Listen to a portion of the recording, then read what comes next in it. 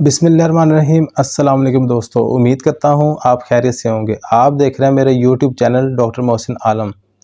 आज मैं बात करूँगा डायबिटीज़ पर कि ये क्या होती है, इसकी कितनी इकसाम हैं, इसकी अलामात क्या हैं, इसकी कॉम्प्लिकेशंस क्या हैं और इसका होम्योपैथिक में ट्रीटमेंट क्या है। तो चलें बात करते हैं, मेरे साथ रहिएगा। तो सबसे पहले हम समझेंगे कि डायबिटीज़ होती क्या है। ब्लड में शुगर की मिकदार का ज़्यादा हो जाना डायबिटीज़ कहलाती है। डायबिटीज़ एक ऐसी बीमारी है जिसमें मरीज़ को खाना खाने के बाद वो एनर्जी नहीं मिलती जो उसको मिलनी चाहिए। टाइप 1 की बात करते हैं तो इसमें पैनक्रियास इंसुलिन या तो बनाना बंद कर देता है या बहुत कम मिकदार में बनाता है। इस टाइप में मरीज़ को इंसुलिन इंजेक्शंस लगते हैं और ये 20 साल से कम उम्र के लोगों को होती है।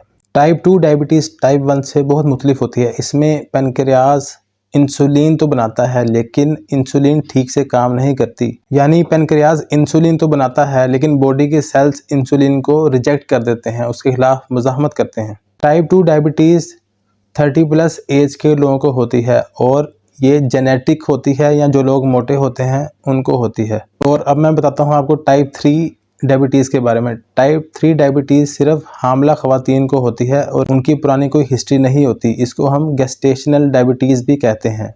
तो मैं आपको बताता हूँ आप डायबिटीज़ को डायग्नोज कैसे कर सकते हैं। अगर मैं सिर्फ फास्टिंग की बात करूँ जो कि 12 घंटे की होती है, इसकी वैल्यू होती है 70 to 100। अगर तो इसके दरमियान में है तो आप नॉर्मल हैं, आपको डायबिटीज़ नहीं है।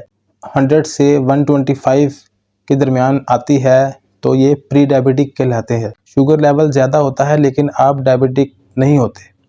इसी तरह अगर 125 से ज़्यादा वैल्यू आती है तो आप एक ब्लड टेस्ट HbA1c करवा के इसको डायग्नोज करवा सकते हैं। अब जान लेते हैं इसकी वजूहात के बारे में कि किन वजूहात की बिना पर शुगर हो सकती है। तो बात करते हैं इसके पहले पॉइंट की। अगर आप बहुत ज़्यादा मेंटल स्ट्रेस में रहते हैं या किसी भी चीज़ को लेके बहुत ज़्यादा फ़िक्रमंद होते हैं या सोचते रहते हैं तो बहुत ज़्यादा चांस हैं कि आपको शुगर हो सकती है। दूसरा पॉइंट है ओबेसिटी, जिसे हम मोटापा भी कहते हैं।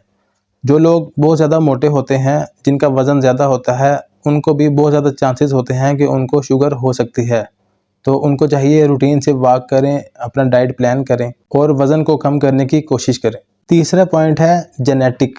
अगर आपके माँ बाप को डायबिटीज़ है तो बहुत ज़्यादा चांस हैं कि आपको भी हो सकती है, तो अपना रूटीन से चेकअप करवाते रहिए। इसका चौथा पॉइंट है हाई ब्लड प्रेशर। जिन लोगों को ब्लड प्रेशर काफ़ी अरसे से है और रहता है तो उनको भी चाहिए रूटीन से अपना चेकअप करवाएं, उनको भी शुगर होने के चांसेस हो सकते हैं। और पाँचवा पॉइंट है एज। बाज़ दफ़ा एज के बढ़ने के साथ साथ भी शुगर हो सकती है, लेकिन अगर आप रूटीन से एक्सरसाइज करें, वॉक करें, अपना डाइट प्लान करें तो आप शुगर से बच सकते हैं।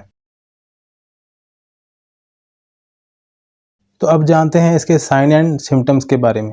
इसके कॉमन 3 सिम्टम्स होते हैं, पॉलीफेजिया, पॉलीयूरिया और पॉलीडेप्सिया, यानी भूख बहुत ज़्यादा लगना, यूरिन की बार बार हाजत होना और बहुत ज़्यादा प्यास लगना। और इसके साथ साथ बहुत ज़्यादा वीकनेस, थकावट और बगैर कोशिश के वज़न का कम हो जाना। और बाज़ दफ़ा मरीज़ को हाथों और पाँव में बहुत ज़्यादा जलन की शिकायत भी होती है। शुगर की कुछ कॉम्प्लिकेशंस के बारे में भी डिस्कस कर लेते हैं। जिन लोगों को काफ़ी अरसे से शुगर रह रही है, बहुत ज़्यादा चांस है कि उनको एक आँख की बीमारी है, ग्लूकोमा और कैटरेक्ट, ये हो सकता है डेवलप हो जाए। तो अपना रूटीन से आँख का चेकअप करवाना चाहिए। इससे किडनी फेलियर का भी चांस बढ़ जाता है। मरीज़ को चाहिए कि हर साल बाद अपना किडनी फंक्शन टेस्ट ज़रूर करवाएं। इसकी तीसरी वजह है पाँव की नसें ख़राब हो जाना, जिसे हम न्यूरोपैथी कहते हैं, तो इसको भी रूटीन से चेकअप करवाना चाहिए। शुगर की वजह से हार्ट डिजीज़ भी हो सकती है और ब्लड प्रेशर का मसला भी हो सकता है, तो मरीज़ को चाहिए कि अपना रूटीन से चेकअप करवाते रहें। शुगर के मरीज़ को अगर ज़ख़म या चोट लग जाए तो उसको रिकवर होने में बहुत टाइम लग जाता है। अगर मरीज़ अपना ब्लड प्रेशर, शुगर, कोलेस्ट्रॉल वगैरह कम रखे, एक्सरसाइज और वॉक डेली करे, डाइट का प्लान करे तो इन कॉम्प्लिकेशन से बच सकता है।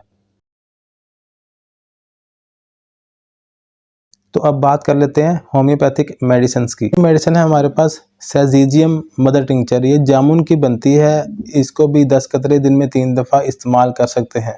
ये बहुत ही इफ़ेक्टिव मेडिसिन है जो कि शुगर का कंट्रोल करने में बहुत हेल्प करती है। तीसरी मेडिसिन है हमारे पास R40।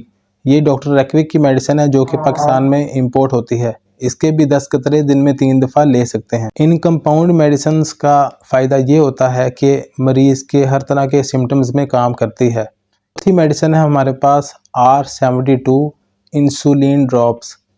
टाइप 1 डायबिटीज़ के लोगों के लिए ये बहुत ही इफ़ेक्टिव मेडिसिन है। जिनका पैनक्रियास इंसुलिन प्रोड्यूस नहीं कर रहा, वो इसको रूटीन से यूज़ करें तो इंशाल्लाह इस मेडिसिन से काफ़ी बेहतरी आ जाएगी। ये सब मेडिसिन्स टाइप 1 और टाइप 2 डायबिटीज़ के पेशेंट्स ले सकते हैं। अगर आपकी एलोपैथिक मेडिसिन बंद नहीं होती तो इन मेडिसिन्स के इस्तेमाल से जो शुगर की कॉम्प्लिकेशंस हैं, बहुत कम चांस है कि कॉम्प्लिकेशंस पैदा हों।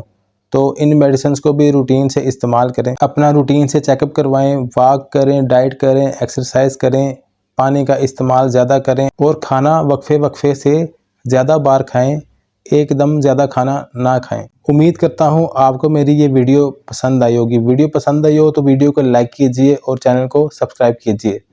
इंशाल्लाह आपसे अगली वीडियो में मुलाकात होगी। अपना और अपने प्यारों का ख्याल रखिए। अल्लाह हाफिज़।